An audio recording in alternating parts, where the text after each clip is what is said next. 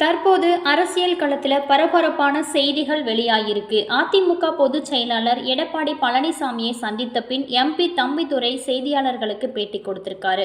அப்போது அவர் சொன்னது என்னன்னா, அதிமுக பொதுச் செயலாளர் எடப்பாடி பழனிசாமி தலைமையில் விரைவில் ஆட்சி அமையும் அப்படின்னு சொல்லப்படுது. மக்களுக்கான நல்லாட்சியை இபிஎஸ் தருவார், ஆலோசனை நடந்து கொண்டிருக்கிறது, கடவுளிட ஆசீர்வாதத்தால் நல்லதே நடக்கும் அப்படின்னு சொல்லப்படுது. அதிமுகவும் திமுகவும் சேரப்போகிறதா? சட்டமன்ற தேர்தல் களத்தை முதன்முறையாக சந்தித்த விஜய் தலைமையிலான தாவேக 100 இடங்களை கைப்பற்றி கூட அவரால் தனிப்பெரும் கட்சியாக உருவெடுத்து வரலாற்றில் இடம் பிடிக்கிறது ஒரு மிகச்சிறந்த விஷயமா இருக்கு.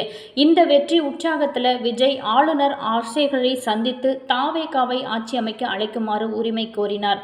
ஆனால் ஆளுநர் அஸ்லேயர் ஆட்சி அமைக்க 118 இடங்கள் தேவை அப்படிங்கிறதுனால 118 எம்எல்ஏக்கள் பெயர் பட்டியலை வழங்கினால் மட்டுமே உங்களால் ஆட்சி அமைக்க அனுமதிக்க முடியும் அப்படின்னு திட்டவட்டமாக தெரிவித்து விட்டார்.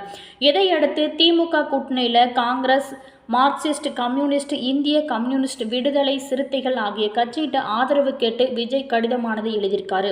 மேலுமே தாவேகா நிர்வாகிகளை நேரில் அனுப்பியுமே வேண்டுகோள் விடுவதாகவும் சொல்லப்படுது.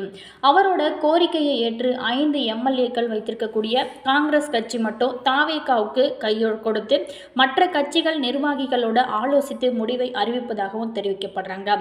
இப்படி இவர் 5 கட்சிகள் 5 எம்எல்ஏக்கள் இவங்கிட்ட வந்தால் கூட 112 இடத்தை மட்டுமே இவரால் வைத்துக்கொள்ள முடியும். ஸோ இப்படிப்பட்ட இக்கட்டான சூழலில் எந்த ஆட்சி அமைய போகிறது? தாவேகா ஆட்சி அமைய போகிறதா அல்லது அதிமுக அண்ட் திமுக இது ரெண்டும் இணைந்து கட்சியை அமைக்க போகிறதா அப்படிங்கிற பெரும் பரவலான ஒரு செய்திகள் மக்களிடையே கருத்தானது பரவி கொண்டிருக்கிறது. இப்படிப்பட்ட இக்கட்டான ஒரு சூழலில் விஜய் என்ன செய்ய போகிறார்? அடுத்தது எடப்பாடி பழனிசாமி தான் ஆட்சி அமைய போகிறதாக சொல்லப்படுறாங்க. இதெல்லாம் எப்படிப்பட்ட ஒரு மாற்றத்தை நம்ம சந்திக்க போகிறோம் அப்படிங்கிறத பற்றின முழுமையான ஒரு தகவலையுமே நம்ம இதில் பார்க்கலாம். வீடியோவை ஸ்கிப் பண்ணாமல் முழுமையாக பாருங்கள். வீடியோ பிடிச்சிருந்தால் மறக்காமல் லைக் பண்ணுங்கள். இது போன்ற பல சுவாரஸ்யமான தகவலை நீங்கள் தெரிஞ்சுக்கணும் அப்படின்னாலும் மறக்காமல் நம்ம சேனலை சப்ஸ்கிரைப் பண்ணிக்கோங்க. அதே மாதிரி மு.க. ஸ்டாலின் தோல்வியை எண்ணி இபிஎஸ் வருந்திருக்காங்க அப்படின்னும் சொல்லப்படுது.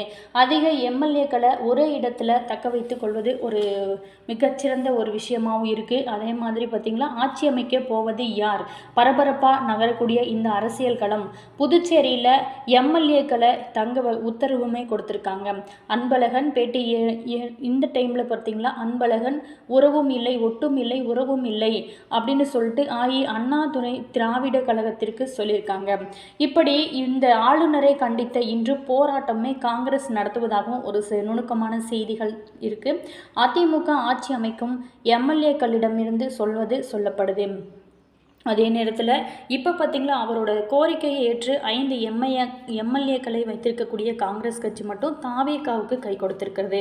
மற்ற இந்த நிலையில் சட்டமன்ற தேர்தலில் வெற்றி பெற்ற தாவேகா எம்எல்ஏக்களிடம் அந்த கட்சியோட பொதுச் செயலாளர் புஸ்லி ஆனந்த் பேசியதாவது, கோடிகளை கொட்டி கொடுத்தாலும் விஜய் புகைப்படத்தை பார்த்துவிட்டு நம்பிக்கையோடு இருங்க, எதையுமே நினைத்து குழம்ப வேண்டாம், நேர்மையான நடந்து கொள்வாங்க, நல்லதே நடக்கும் அப்படின்லாம் நிறைய தகவல்கள் சொல்லப்படுறாங்க.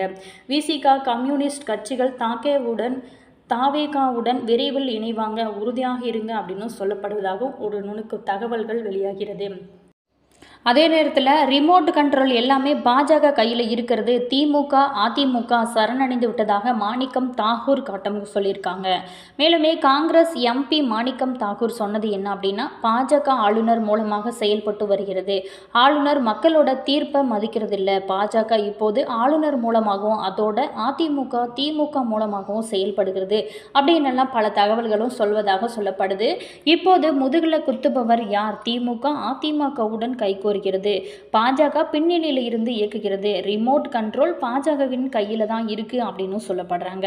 இப்போது அதிமுகவும் திமுகவும் ஒன்றிணைகின்றன. தமிழக மக்கள் இந்த இவ்விரு கட்சிகளையும் நிராகரித்து விட்டாங்க.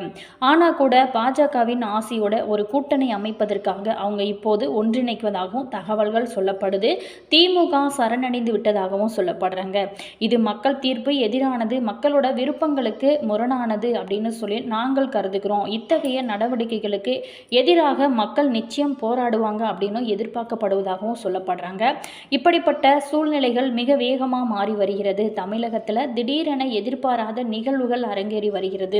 தமிழகம் மட்டுமே நிதிகுமார் பார்த்திங்களா பாணி அரசியல் களமாக மாறிவிட்டது அப்படின்னு சொல்லப்படுறாங்க. பாஜக தமிழகத்தோட கட்டுப்பாட்டை தன்னோட கையில் எடுக்க தொடங்கியிருப்பதாகவும் சொல்லப்படுறாங்க.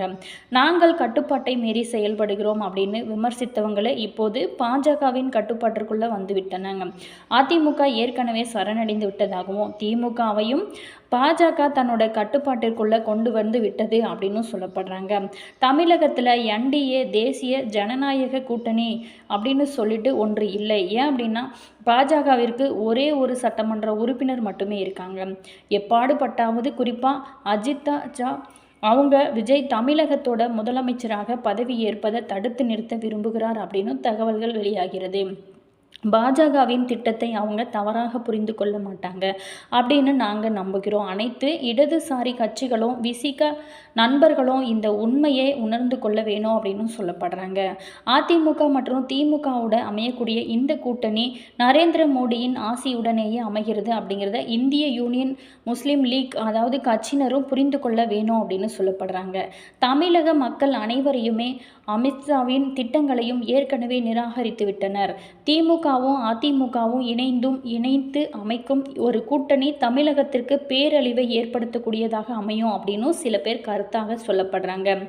மேலுமே இப்படிப்பட்ட சூழலில் தமிழக வெற்றி கழக ஆட்சித்தலைவர் என்ன செய்ய போகிறார், நம்மளுடைய தமிழகம் எப்படிப்பட்ட ஒரு மாற்றத்தை சந்திக்க போகுது, இந்த சீட்டில் உட்காரப்போவது யார் அப்படிங்கிற பல குழப்பங்களும் நம்மளுடைய நாட்டில் நிலவுகிறது. ஆளுநரே தேவையில்லை அப்படிங்கிறது தான் திமுகவோட நிலைப்பாடு அப்படின்னு சொல்லிட்டு கனிமொழி சொல்லப்படுவதாகவும் சொல்லப்படுறாங்க. தமிழக சட்டமன்ற தேர்தலில் தமிழக வெற்றி கழகம் 108 தொகுதிகளில் வென்று தனிப்பெரும் கட்சியாக உருவெடுத்திருந்தால் கூட ஈஸியாக அவரால் ஆட்சி அமைக்க முடியல. ஆட்சி அமைக்க பெரும்பான்மை இல்லாததுனால பிற கட்சிகளோட தாவேகா ஆதரவு கோரி வருகிறது. காங்கிரஸ் தாவேகாவுடன் கூட்டணி வைத்த நிலையில் இன்னும் 6 தொகுதிகள் தேவைப்படுகிறது. தாவேகா ஆதரவு கோரியது தொடர்பாக இந்திய மார்க்சிஸ்ட் கம்யூனிஸ்ட் கட்சிகள் ஆலோசனை இன்று பார்த்திங்கன்னா நடைபெறும் நிலையில் மு.க. ஸ்டாலின் நிர்வாகிகளோட ஆலோசனையுமே நடத்தியிருக்காரு. இந்த நிலையில் பார்த்திங்களா திமுக தயவோடு அதிமுக ஆட்சி அமைக்க போவதாக ஒரு தகவலுமே வெளியாகி வருகிறது. அதே மாதிரி பார்த்திங்களா இந்த சூழலில் என்ன செய்ய போகிறார் விஜய்? மேலுமே இந்த பரவக்கூடிய செய்திகள் வெறும் வதந்தி அப்படின்னும் திமுக எம்பி கனிமொழி திட்டவட்டமாக மறுப்பும் தெரிவிச்சிருக்காங்க. இது தொடர்பாக அவரும் மேலும் சொல்கிறது என்ன அப்படின்னா, சட்டப்பேரவை தேர்தல் முடிவுகள் தமிழக அரசியலில் பெரும் குழப்பத்தை ஏற்படுத்தியிருக்கு. திமுக தயவோடு அதிமுக ஆட்சி அமைவதா பரவக்கூடிய செய்திகள் வெறும் வதந்தியாகவும் சொல்லப்படுறாங்க. திமுக அதிமுக கூட்டு அப்படிங்கிற வதந்திகளுக்கு பதில் கூற முடியாது. ஆளுநரே தேவையில்லை என்பதுதான் திமுகவோட ஒரு நிலைப்பாடாக இருக்கிறது இப்படின்னு சொல்லிட்டு கனிமொழி சொல்வதாகவும் சொல்லப்படுறாங்க. மேலுமே உங்களுக்கு என்ன நடந்தால் எப்படி இருக்கும் அப்படிங்கிறத மறக்காம கமெண்ட்ஸில் சொல்லுங்கள். தாவேகாவிற்கு ஆதரவா நாளை காலை அதிகாரப்பூர்வ அறிவிப்பு. திருமாவளவன் பார்த்தீங்களா தாவேகாவுக்கு ஆதரவு கோரி இருக்கக்கூடிய நிலையில் விடுதலை சிறுத்தைகள் கட்சி என்ன மாதிரியான முடிவை எடுக்கும் அப்படிங்கிறது அரசியல் வட்டாரத்தில் ஒரு பரபரப்பை ஏற்படுத்தியிருக்கு.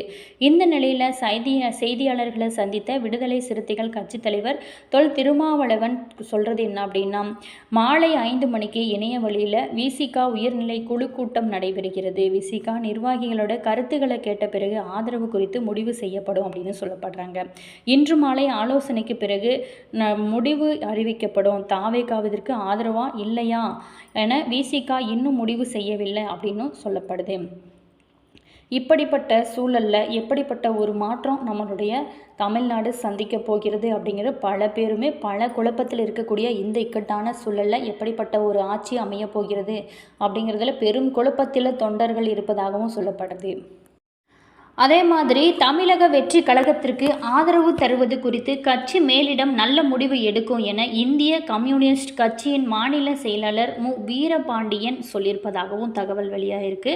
திமுக தலைவர் ஸ்டாலினை சென்னை அறிவாலய நிலையத்தில் நேற்று இந்திய கம்யூனிஸ்ட் கட்சி மாநில செயலாளர் மு. வீரபாண்டியன் மார்க்சிஸ்ட் கம்யூனிஸ்ட் கட்சியோட மாநில செயலாளர் சண்முகம், விடுதலை சிறுத்தைகள் கட்சியின் தலைவர் திருமாவளவன் ஆகியவங்க சந்தித்து பேசியதாகவும் தகவல்கள் வெளியாகிறது. அதற்கு பிறகு வீரபாண்டியன் சொன்னது, ஸ்டாலினை மரியாதை நிமித்தமாக சந்தித்தோம், தேர்தல் முடிவுகள் குறித்து அவருடன் ஆலோசித்தோம். பாஜ வகுப்புவாத சக்தி ஜனநாயகத்தோட முதல் எதிரி. அரசியல் கட்சிகள் வெற்றி பெறலாம் அப்படின்னு சொல்லப்படுறாங்க. வெற்றி பெறலாம், தோல்வி அடையலாம், ஜனநாயகம் தோல்வி அடையக்கூடாது. அந்த வகையில் தான் பாஜ அணி தோல்வி அடைய வேணும் அப்படிங்கிற எங்களோட அரசியல் நிலைப்பாடு வெற்றி பெற்றிருக்குது அப்படின்னு தெரிவிப்பதாகவும் சொல்லப்படுறாங்க. அதே மாதிரி அதிமுக பார்த்திங்களா, 2 நாளில் நல்ல செய்தி அதிமுக பழனிசாமி உறுதியாக சொல்வதாகவும் சொல்லப்படுறாங்க. 2 நாளில் நல்ல செய்தி காத்திருங்க என புதுச்சேரியில் தங்க வைக்கப்பட்டிருக்கக்கூடிய அவருடைய எம்எல்ஏக்களிட அந்த கட்சி பொதுச் செயலாளர் பழனிசாமி நம்பிக்கை தெரிவிப்பதாகவும் சொல்லப்படுறாங்க. தமிழகத்தில் நிலவக்கூடிய பரபரப்பான அரசியல் சூழ்நிலையால் அதிமுகவின் 46 எம்எல்ஏக்களும் புதுச்சேரி பூரணாங்குப்பத்தில் இருக்கக்கூடிய RKN சொகுசு ரிசார்ட்டிற்கு வர அறிவுறுத்தப்பட்டதாகவும் அங்கே தான் தங்கியிருப்பதாகவும் சொல்லப்படுறாங்க. நேற்று முன்தினமே இரவே பல பேருமே அங்கே வந்து தங்கினாகவும் சொல்லப்படுது. 2ஆம் நாளான நேற்று OS மணியன், தளவாய் சுந்தரம், மோகன், பல 25 அதிமுக எம்எல்ஏக்கள் வந்திருப்பதாகவும் சொல்லப்படுறாங்க. அங்கு புதுச்சேரி போலீசார் பாதுகாப்பு பணியில் ஈடுபட்டிருப்பதாகவும் சொல்லப்படுறாங்க. ஸோ எம்எல்ஏக்களிடம் பழனிசாமி பேசும்போது உங்களுக்கு 2 நாளில் நல்ல செய்தி வரும், வரக்கூடிய 10ஆம் தேதி வரைக்கும் இங்கே தங்கியிருங்க அப்படின்னு சொல்லிவிட்டு புறப்பட்டு சென்றுவதாகவும் சொல்லப்படுறாங்க. என்ன நேயர்களே, இந்த வீடியோவில் நீங்கள் எந்த ஆட்சி அமைந்தால் சிறப்பாக இருக்கும் அப்படிங்கிறத மறக்காமல் கமெண்ட்ஸில் சொல்லுங்கள். அதே மாதிரி பார்த்தீங்களா, உங்களுக்கு யாரை பிடிக்கும் அப்படிங்கிறதையும் கமெண்ட்ஸில் சொல்லுங்கள். உங்களுக்கு இந்த வீடியோவை தொடர்ந்து பார்த்ததுக்கு நன்றி. அதே நேரத்தில் வீடியோ பிடிச்சிருந்தால் லைக் பண்ணுங்கள், கமெண்ட் பண்ணுங்கள், ஷேர் பண்ணுங்கள். இது போன்ற பல சுவாரஸ்யமான தகவலை நீங்கள் தெரிஞ்சுக்கணும் அப்படின்னாலும் மறக்காமல் நம்ம சேனலை சப்ஸ்கிரைப் பண்ணிக்கோங்க. கூடவே பாருங்கள் பெல் பட்டன் இருக்கும், அதையுமே ப்ரெஸ் பண்ணிக்கோங்க. அப்போ தான் நாங்கள் போடுற புது நியூ வீடியோஸ் எல்லாம் உடனுக்குடன் உங்களுக்கு நியூ அப்டேட்டாக வந்து தெரியும். அதே நேரத்தில் உங்களோட கருத்தை மறக்காமல் கமெண்ட் பாக்ஸ் செக்ஷனில் சொல்லுங்கள். Always thank you.